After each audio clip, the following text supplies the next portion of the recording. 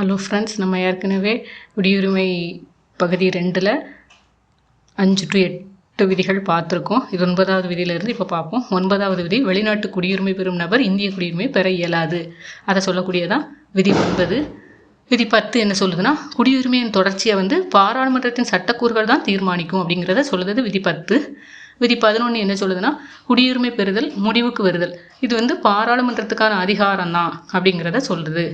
அது விதி 11 சொல்லுது. குடியுரிமை விதி 5 to 11 வரைக்கும் இருக்குதுல. 5 to 8 1950 to ஜனவரி 26 கொண்டு வரப்பட்டு 1955 கொண்டு வரப்பட்ட குடியுரிமை சட்டத்தால் நீக்கப்பட்டுட்டு 5 to 8. மீதி இருக்கக்கூடிய விதிகளை பற்றி பார்ப்போம். குடியுரிமை திருத்த சட்டம் இது வரைக்கும் 9 முறை திருத்தப்பட்டிருக்கு.